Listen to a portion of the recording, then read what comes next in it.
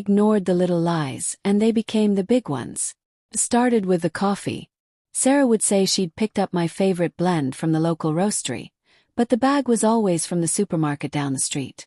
I noticed the label once, peeling back the sticker she'd slapped over it. Why bother? Thought. It was harmless. She was trying to make me happy, adding a touch of thoughtfulness to our mornings. I sipped it anyway, smiling as she poured her own cup, her eyes bright with that quiet satisfaction. We'd been together for 5 years then, married for 2. Our life in the small apartment on Elm Street felt steady, like a well-worn path. I worked as an accountant, crunching numbers in a cubicle that smelled faintly of printer ink. Sarah was a graphic designer, freelancing from home, her desk cluttered with sketches and empty mugs. We weren't the type for grand gestures. Our love was built on routines, weekend walks in the park, shared dinners, the way she'd rest her head on my shoulder during movies. The next lie was about the gym. She said she was going 3 times a week, building a habit for health. I'd see her leave in her workout clothes, bags slung over her shoulder. But one evening I found her membership card untouched in her wallet, the activation date still pending. When I asked casually over pasta, she laughed it off. "Oh, I've been using the app instead. Digital check-ins." I nodded, though a small knot formed in my stomach. Why lie about something so trivial? But I let it go. Maybe she was embarrassed about skipping sessions. We all have our vanities. As months passed, the lies accumulated like dust in corners you forget to clean.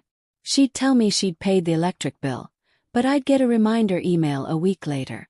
"Must have forgotten to hit submit," she'd say, her voice light, as if it were a shared joke. I'd handle it, logging in quietly while she slept. Then there were the phone calls.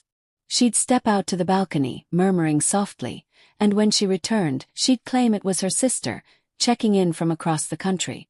But her sister called on Sundays, always, and these were midweek, sporadic. I ignored them because confronting her felt like cracking the foundation of our home. Sarah was kind, attentive in ways that mattered. She remembered anniversaries with handwritten notes, cooked my mother's recipes when I felt homesick. The lies seemed like imperfections, not threats. In the quiet of my office, I'd reflect on my own flaws, how I sometimes exaggerated stories at parties to seem more interesting, or hid receipts for unnecessary gadgets. Who was I to judge? But the little lies began to weave into something denser. One autumn afternoon I came home early from work, a headache pounding behind my eyes. Her car was in the driveway but the apartment was empty. I waited, assuming she'd stepped out for groceries. Hours ticked by. When she finally returned, cheeks flushed, she said she'd been at a client meeting downtown. "Traffic was awful," she added, avoiding my gaze as she unpacked bags that looked hastily filled.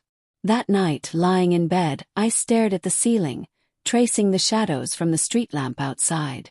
The air felt heavier, charged with unspoken questions. I wanted to believe her, to preserve the calm we'd cultivated. But doubt had taken root, a subtle vine creeping through the cracks. Winter brought more. She started mentioning a new project, something big with a startup company. "They're paying well," she said, eyes lighting up. "Enough to finally save for that trip to Europe."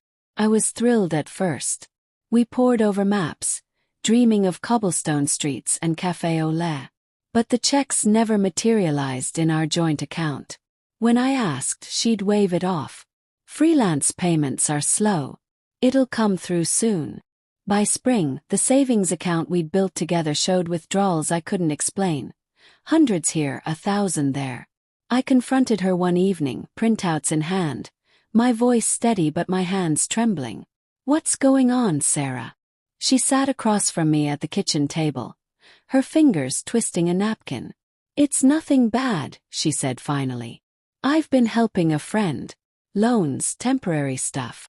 Her eyes met mine, pleading. "I didn't want to worry you." "Who?" I pressed, the knot in my stomach tightening. "An old college friend. Mark. He's going through a rough patch." Mark. The name hung in the air like smoke. I remembered him vaguely from photos, a broad-shouldered guy with an easy smile. They'd been close once, she'd said, but drifted apart after graduation. Why not tell me? I thought I could handle it. The lies. They just snowballed. We talked late into the night, her apologies soft and sincere. I forgave her, or tried to. We agreed on transparency, no more secrets. For a while things improved. The withdrawals stopped and she shared updates on her work. But reflection came in waves. Why Mark? Why the secrecy? I pushed it down, focusing on the present. Summer arrived, humid and unrelenting. I took a business trip to Chicago, leaving Sarah alone for a week.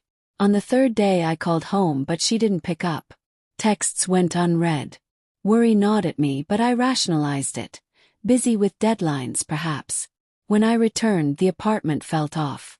A faint scent of cologne lingered, not mine. In the laundry hamper, I found a shirt that wasn't hers or mine. Men's, wrinkled. My heart sank as I held it, the fabric cool against my skin. She was in the shower when I confronted her. Water running, steam clouding the mirror. Whose is this? I asked, voice calm, though inside I was unraveling. The water stopped. She emerged, towel-wrapped, face pale. It's Mark's. The story spilled out then, piecemeal. The client meetings had been with him. The withdrawals. For dinners, hotel rooms, gifts. The gym excuses, the phone calls. All veils for their affair. It had started innocently, she said, a reconnection over coffee. But the little lies she told herself, that it was just friendship, that it wouldn't hurt anyone, grew into betrayal. I sat on the edge of the bed, listening as she cried. I ignored my own warnings, she whispered. And then I couldn't stop. In the days that followed, I packed my things methodically, each item a reminder of what we'd built. The coffee mugs, the shared blankets, the photos on the walls. I moved to a friend's couch, then a small rental across town. The divorce papers came later, signed in quiet offices with lawyers who spoke in measured tones. Now, years on, I live alone in a house with a garden I tend on weekends. The mornings are mine, coffee brewed honestly from whatever bag I grab.